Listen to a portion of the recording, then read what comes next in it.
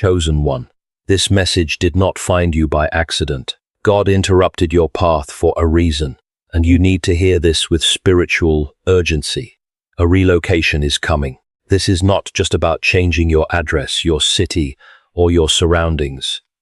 This is a divine shift, a holy repositioning, a move that will change the course of your life. Heaven is preparing to move you out of one season and into another, and the person you love will be part of this next chapter. Yes, the one who has remained in your heart, the one you have prayed about, the one you could never fully dismiss no matter how hard you tried. This is not fantasy. This is not emotional weakness. This is not you clinging to a dead hope. God is revealing that what has felt delayed is now beginning to move. But listen carefully. Before this door opens, there is a warning before the blessing manifests. There must be preparation before you step into this new place. Your spirit must be awake, chosen one. You have been set apart. You are not moving like ordinary people move. You are being led as someone marked by God, called for a purpose, and separated for an assignment greater than comfort or personal ambition. What is coming carries weight. It carries responsibility. It carries spiritual consequences. That is why you cannot afford to be casual, distracted, or emotionally led in this hour. God is not merely changing your location. He is accelerating your destiny.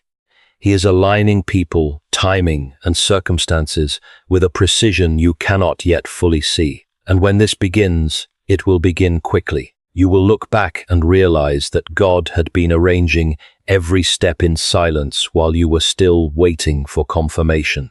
So, stay with this message until the end, because what you are about to hear may protect you from confusion, expose what cannot go with you, and prepare you for the promise that is now closer than ever before. If you feel in your spirit that this word is for you, comment 777 right now and declare, "I am ready for God's move." And do not forget to like, subscribe, and share this message with someone who needs this confirmation today. You have been sensing it for longer than you could explain. Something in your spirit has been unsettled. Not because God abandoned you, but because He has been preparing you to discern what your natural eyes could not yet fully see. There are seasons when the Lord speaks softly through peace. And there are seasons when He allows pressure, interruption, and inner shaking to get your attention. This is one of those moments. The restlessness you have felt is not random. The repeated thoughts, the sudden sensitivity, the strange awareness that something is about to change, none of it is empty. God is drawing your focus upward because what is coming cannot be entered casually. Before He moves your feet, He sharpens your hearing. Before He opens the next door, He trains your spirit to recognize His timing. That is why what once seemed distant has begun to feel near. Even your discomfort has been serving a purpose. C. Lewis wrote in The Problem of Pain, God whispers to us in our pleasures, speaks in our conscience, but shouts in our pains. And that truth matters here, because some of what has been pressing on your heart was never meant to destroy you. It was meant to wake you up. God is not feeding your confusion. He is confronting your numbness. He is breaking the fog. He is calling you out of passive waiting and into spiritual awareness, like Samuel in the night, hearing a voice he did not yet know how to recognize. You may have felt that heaven was trying to get your attention before you had language for it. But the moment is changing now. Clarity is beginning to rise. The Lord is teaching you to answer quickly when He calls, to stop dismissing what He has been repeating, and to stop calling coincidence what has actually been confirmation. This message reached you now because the transition ahead is no longer far off in the spirit. God is aligning more than circumstances. He is aligning perception, obedience, and readiness. He is not merely announcing a move. He is preparing you to survive it well, receive it cleanly, and enter it with discernment instead of fear. That is why this word matters. Heaven is not trying to entertain you. Heaven is trying to prepare you. Now hear the first warning with absolute clarity. This relocation may come quickly, but it must never be born out of panic. God can move suddenly, but He does not move you through inner torment, mental violence, or the crushing pressure of fear. The pace may be fast, but the spirit behind it will be clean. That is what you must discern in this hour. There is a holy difference between divine urgency and emotional panic. And if you fail to recognize that difference, you may call anxiety a sign when it is actually interference. The enemy pushes. God leads, the enemy drives with fear, noise, and confusion. God leads with authority, peace, and a steady inner witness that does not need to scream to be true. So do not mistake intensity for confirmation. Do not assume that something is from God just because it feels dramatic, heavy, or immediate. Some doors open with excitement but carry darkness behind them. Some opportunities arrive with speed but are designed to bypass discernment. That is why your spirit must stay awake. If this move is truly from the Lord, peace will not be absent from it. You may still feel the weight of change. You may still feel the seriousness of leaving one season and entering another. But beneath that weight, there will be something holy, settled, and unmistakably pure. There will be a deep spiritual steadiness that protects your mind from chaos even while your life is shifting around you. That is the signature you must look for. Not perfect conditions, not total visibility, not emotional ease, peace, clean peace, governing peace. The kind of peace that does not come from favorable circumstances, but from the presence of God ruling over what your mind cannot yet fully explain. Remember Elijah. He stood on the mountain in a moment of exhaustion, fear, and spiritual strain. And the Lord passed by. But God was not in the violent wind that tore through the rocks. He was not in the earthquake. He was not in the fire. After all of that noise came a still small voice. That is how heaven often confirms what is real. Not through chaos that overwhelms your discernment, but through a quiet authority that reaches deeper than emotion. That matters for you now, because the enemy knows how to manufacture pressure. He knows how to make you feel rushed, cornered, desperate, and afraid of missing your moment. But what God has appointed for you does not need to be forced by fear. You do not have to strive to make divine timing happen. You do not have to call unrest by the name of faith.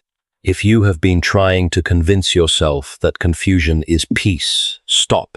If you have been trying to baptize panic and call it obedience, stop. Go back before the Lord and let Him cleanse your discernment. Because when God truly opens the way, your spirit will be able to breathe there. The path may stretch you, but it will not spiritually suffocate you. It may humble you, but it will not defile your peace. It may require courage, but it will not demand that you abandon discernment. So weigh this carefully. Is what you are sensing being driven by fear, or is it being led by holy peace? Have you felt that strange, holy shift lately? Comment below, Lord, lead me by your peace, and tell me in one short line what your spirit has been sensing.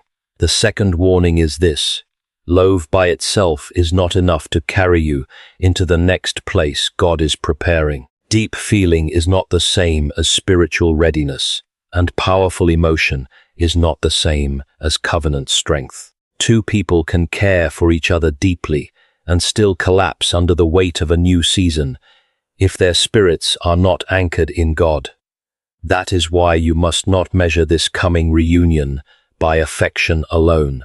Ask harder questions. Ask holy questions. Are both of you moving toward God, or are you simply afraid to lose each other? Are you being joined by divine alignment, or pulled together by loneliness, memory, and emotional hunger? Because what is ahead will not survive on chemistry. It will require maturity. It will require truth. It will require the kind of surrender that does not just say, I want you, but says, "I want God's will more than my own desire." Hear this carefully. The Lord is not merely bringing two hearts close again. He is laying a foundation, and if the foundation is weak, the beauty built on top of it will not stand when pressure comes. That is why this next chapter cannot be built on need. It cannot be built on unresolved wounds, half-healed fears, or the desperate hope that another person will fix what only God can heal. It must be built on surrender, on reverence, and on the shared decision that both lives will bow before the Lord, even when it costs comfort. C.S. Lewis captured something vital in Prince Caspian when Aslan says, "Every year you grow, you will find me bigger." That truth matters here because spiritual maturity changes how you see everything, including love. If this relationship is from God, then it must grow under a greater vision of Him. It cannot remain small, childish, reactive, or centered on emotion alone. As your understanding of God deepens, your understanding of covenant must deepen too. Ruth and Boaz show this beautifully. Their story is not merely romantic. It is honorable, restrained, timely, and rooted in covenant faithfulness. Ruth's devotion revealed loyalty, but Boaz's conduct revealed spiritual order, protection, and integrity. Nothing in that story is careless. Nothing is driven by panic. Everything moves with dignity under the fear of the Lord. That is the pattern you must discern. Now the question is not only whether love is present. The question is whether both of you are truly prepared to carry what love requires in the presence of God. If this reunion is genuinely from Him, it cannot be built upon the desire to simply feel wanted. It must be established upon the willingness to obey. It cannot rise from emotional dependence. It must rise from spiritual alignment. Search your heart honestly. Ask the Lord to reveal whether this relationship is being shaped by covenant or by craving. The next season will not be sustained by passion alone. It will be sustained by two people who know how to bow before God together. The third warning carries even greater weight, and you must not turn away simply because it reaches into uncomfortable places. God will not allow everything in your current life to cross over into the place He is preparing for you. Not every person will go with you. Not every habit will remain. Not every attachment, comfort, pattern, conversation, or hidden compromise can survive the transition. Some things connected to your present season will not continue into the next one. That is not cruelty. That is mercy. God is not emptying your hands without purpose. He is making room for what is holy. He is cleansing the environment surrounding your calling, so the next chapter is not poisoned by what should have ended in the last one. You must understand this now, because if you mistake pruning for abandonment, you will resist the very process designed to prepare you.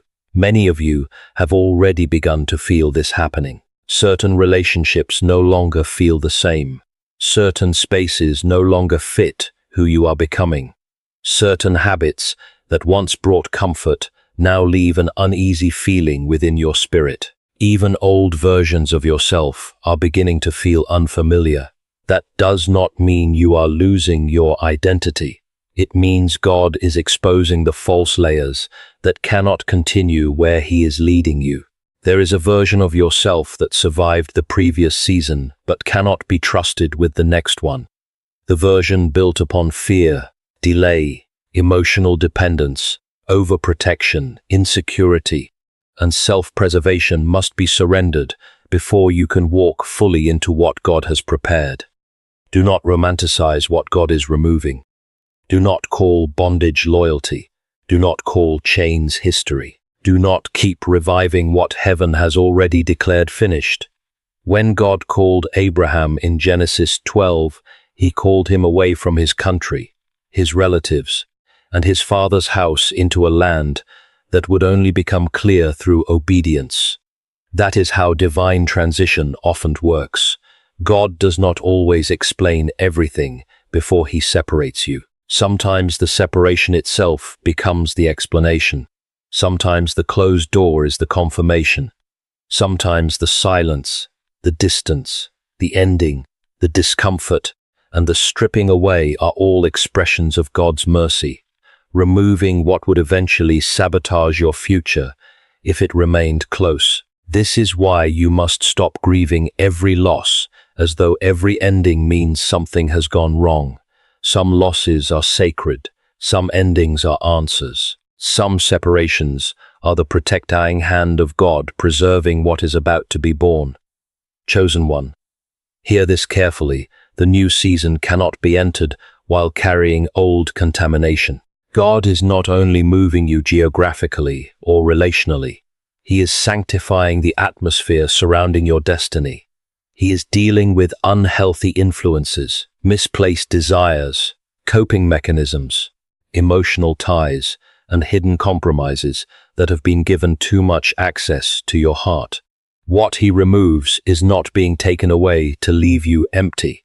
It is being removed because He is making you ready for greater clarity, ready for covenant, ready for healthier love, ready for a holier life, ready for a future that cannot be built beneath the shadow of yesterday's compromise. So if doors are closing, if people are drifting away, if old desires are being exposed, if places that once felt familiar now feel spiritually heavy, do not panic, bow before the Lord. Allow Him to accomplish what only He can do. Let Him cut with precision. Let Him cleanse without resistance. Let Him separate without interference, because whatever remains after this pruning will be strong enough to cross into the next season with you.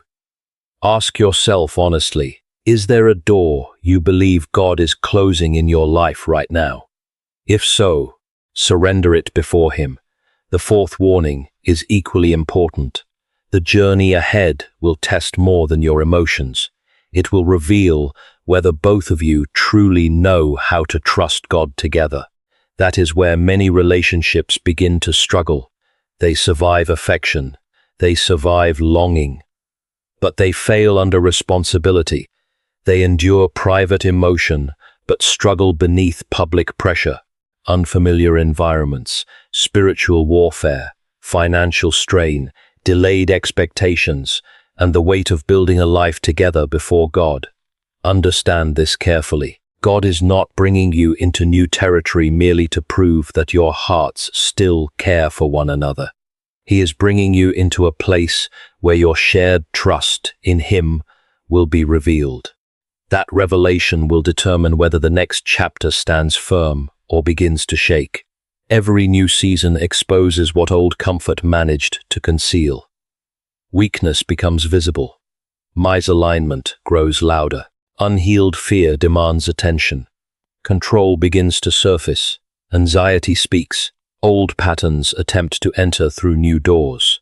That is why this transition cannot be sustained by romance alone. If God is establishing this path, both of you must learn how to remain united under pressure. You must learn not to turn against one another, not to withdraw into yourselves, not to turn away from God when life becomes difficult.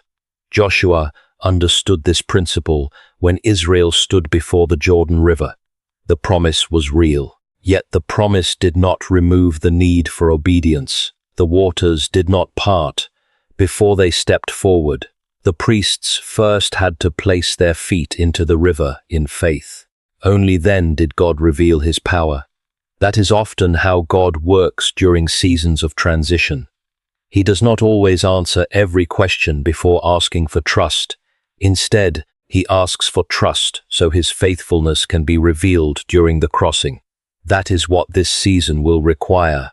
Not shallow agreement, not emotional excitement, but mature, shared trust. The kind of faith that says, even if we cannot yet see the entire road, we will obey God one step at a time. Do not expect this journey to feel effortless simply because it is ordained. What is ordained can still be tested.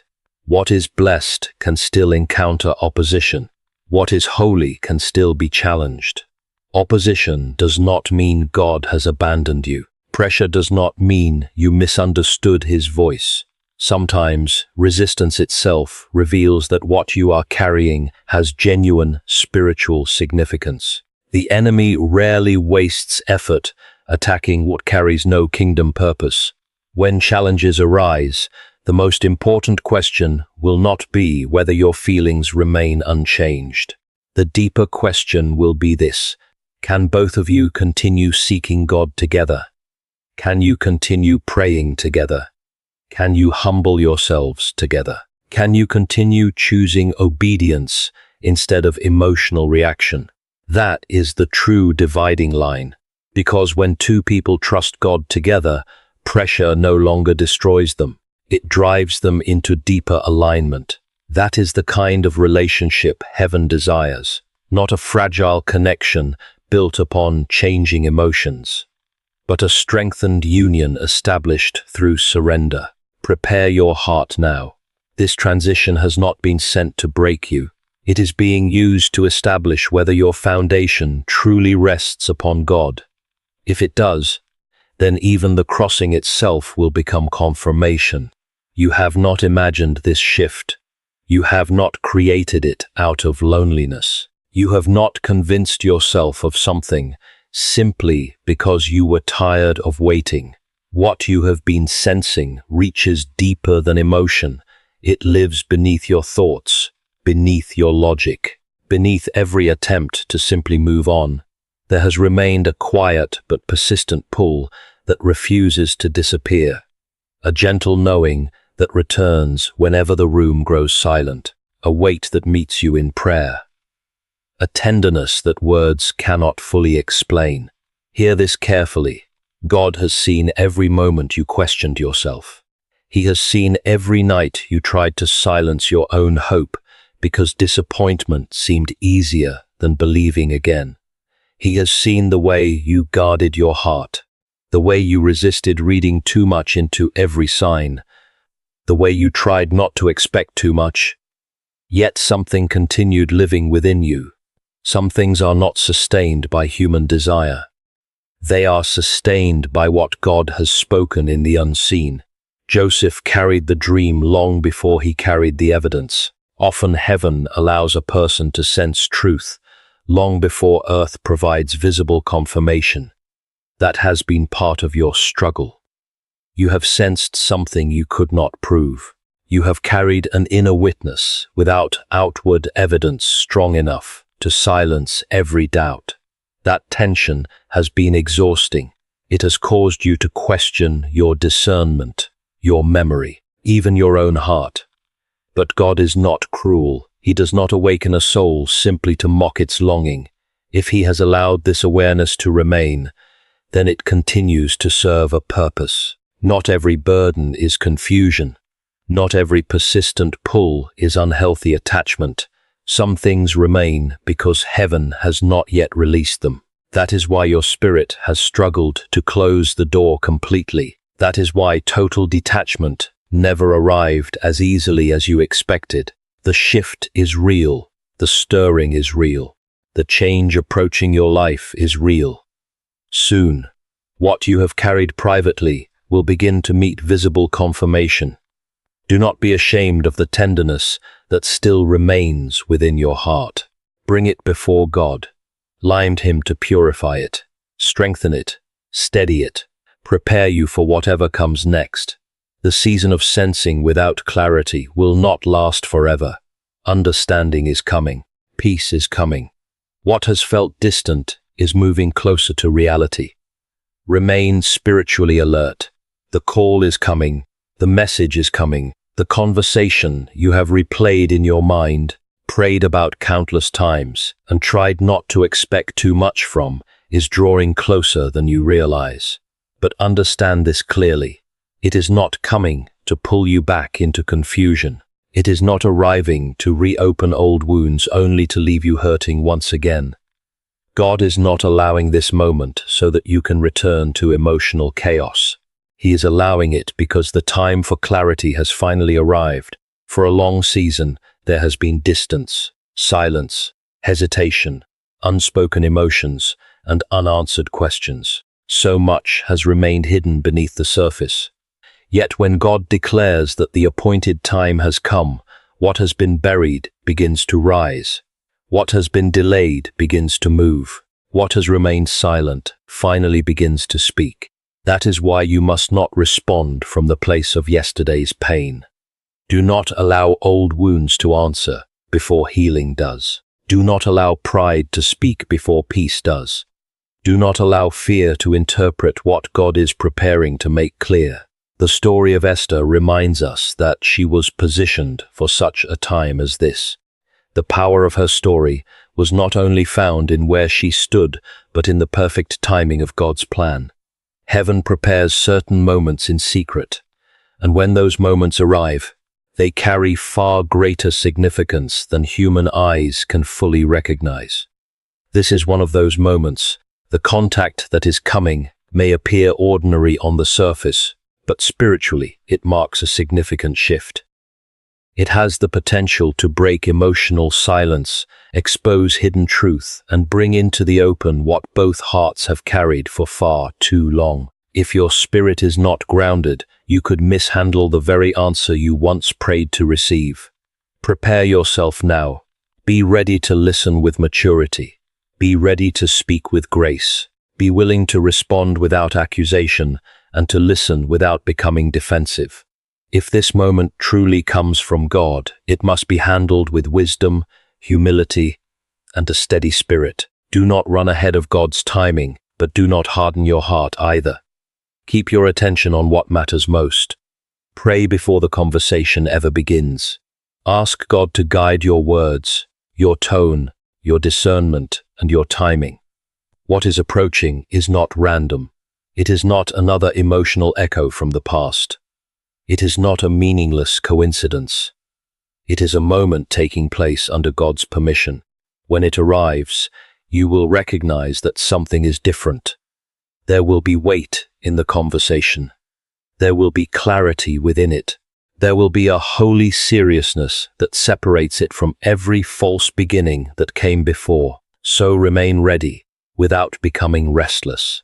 Stay open without becoming desperate. Stay prayerful without becoming presumptuous. What once seemed unreachable is now beginning to move toward you. If this message speaks to your heart, declare, "I am ready for God's perfect timing." Ask yourself honestly, have you sensed that something significant is about to change? This is much bigger than romance. And understanding that truth is essential if you are going to carry the next chapter with spiritual maturity. What God is doing is not simply about bringing two people back into contact so they feel less alone. It is not only about emotional closure, sentimental reunion, or finally receiving the affection your heart has long desired. If that were all this was, it would never carry such spiritual significance. It would never require such deep preparation, such long seasons of waiting, such careful pruning, or such persistent work within your heart. This connection carries purpose. It carries assignment. It carries kingdom significance. That is why the battle surrounding it has been so intense. The enemy does not waste effort attacking what has no purpose. He does not surround something meaningless with confusion, delay, emotional warfare, and opposition. The reason this journey has been so heavily challenged is because something about this relationship reaches beyond personal happiness. God intends to build something through mutual obedience, mutual healing, and complete surrender. He desires to establish something greater than companionship alone. It touches purpose, it touches ministry, it touches influence. It touches the kind of life that quietly becomes a testimony to others. That is why you must never reduce this to merely a love story. If you do, you risk mishandling what God intended for something far greater. As C.S. Lewis wisely wrote in Mere Christianity, aim at heaven and you will get earth thrown in. Aim at earth and you will get neither. That truth applies here beautifully. If this relationship becomes your highest pursuit, it will eventually collapse beneath a weight only God was designed to carry. But if both hearts pursue God first, seeking His kingdom, His wisdom, His presence, and His will above personal desires, then everything meant for your earthly lives will naturally find its proper place. That is the order that protects love from becoming an idol. Think about Priscilla and Aquila. Scripture presents them not as people consumed by emotion alone, but as faithful servants who worked together, taught together, served together, and became powerful instruments in God's hands. Their relationship possessed direction. Their shared life carried spiritual purpose. That is the example worth following today. Do not ask only, do we still love each other? Instead ask, if God restores this connection, what has He called us to build together? What assignment can He trust us with? What testimony can emerge if both hearts remain fully surrendered to Him? The world teaches people to ask whether a relationship feels exciting enough. Heaven asks whether it is surrendered enough. The world asks whether it satisfies emotional desire. Heaven asks whether it can faithfully carry divine purpose. That is the question standing before you today. If God is bringing this person back into your life, it is not for emotional entertainment. It is because something holy may be waiting to emerge through two lives that remain fully submitted to Him. Keep your perspective pure. Do not worship the promise. Worship the God who gave the promise. Do not chase the relationship above the Lord. Anoint Christ to remain at the center of everything. Because if this truly comes from Him, it was never only about romance. It was always about whether two surrendered lives could become trustworthy enough for heaven to entrust them with something greater. So how should you respond while you wait? Before the movement becomes visible? Before the phone rings? Before the next door opens? Prepare your spirit before you prepare anything else. Do not begin with plans. Begin with prayer. Do not begin by trying to control every outcome, analyze every sign, or force conversations before God's appointed time. Begin by allowing the Lord to search your heart. Highlight Him to expose where fear is still speaking, where pride still resists, and where old wounds still attempt to influence your reactions. Because if you enter a new season carrying an unhealed heart, yesterday's pain will follow you into tomorrow's promise. God is not relocating you simply to repeat old patterns in a different place. He is transforming you. That means your response must be holy rather than hurried. Quiet your soul, return consistently to prayer. Protect your peace. Refuse to let fantasy run ahead of discernment. Refuse to allow impatience to replace genuine faith. You never need to chase what God has already assigned to you. You never need to manipulate God's timing to secure what heaven has already prepared. Whatever truly comes from the Lord does not depend upon human striving to survive. Nehemiah understood this principle well. Before rebuilding the walls publicly, he first carried the burden privately through prayer, fasting, waiting, and seeking God. That is your posture now. Not panic, not obsession, consecration. Allow God to strengthen your inner life so that when the opportunity arrives, you respond from stability instead of insecurity. Release the need to know every detail ahead of time. Release the need to interpret every silence. Release the need to control what belongs in God's hands. Simply pray, Lord, if this is truly your work, prepare me to carry it well. While you wait, remain faithful where you already are. Guard your words. Protect your heart. Let your private life reflect the maturity you desire to display publicly. Because this next chapter is not only about where you are going or who may walk beside you, it is also about who you must become before you arrive. You are not being moved so you can be broken. You are being moved so you can become established. If you allow God to complete His work within you now, Then, when the door finally opens, you will not walk through it as the same person who first prayed for it. You will walk through it fully prepared. Father, in the name of Jesus, I pray for every person reading these words today. You know every part of their heart. You see every place of longing, every unanswered question, every hidden disappointment, every quiet hope that still remains alive. Nothing is hidden from you. Today I ask you to bring divine order into every area that has felt delayed, uncertain, or shaken. If this new season truly comes from you, let no fear corrupt it. Let no deception attach itself to it. Let no voice become louder than yours.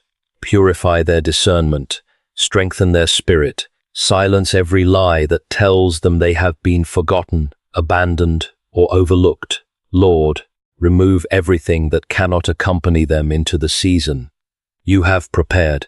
Cut away every unhealthy attachment, roamed every distraction, break every false comfort. Separate every relationship or habit that would poison what you are establishing.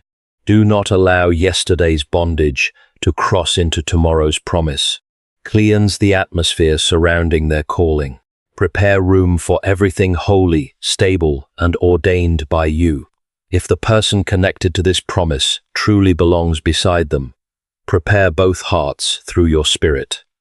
Teach them obedience. Teach them humility. Teach them how to trust you together instead of relying only upon emotions. Heal every wound. Expose every false motive. Restore everything genuine. If this relationship belongs to you, purify it until it reflects heaven's order instead of human desperation.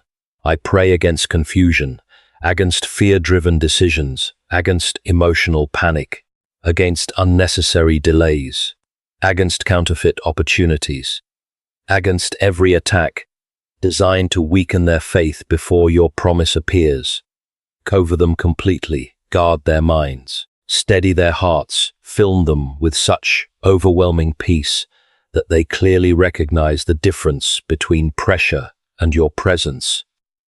And when the appointed time arrives, when the conversation begins, when the opportunity opens, allow them to walk forward with wisdom, purity, courage, and confidence. Do not let them miss the season you have prepared. Do not let fear sabotage what you have ordained. Above all, keep their eyes fixed upon you, not upon the promise above the promiser, not upon the relationship above the Lord of the relationship, but upon you alone. What you have ordained cannot be stolen. What you have spoken cannot fail. What you have prepared in secret will be revealed at the perfect time. In the mighty name of Jesus. Amen.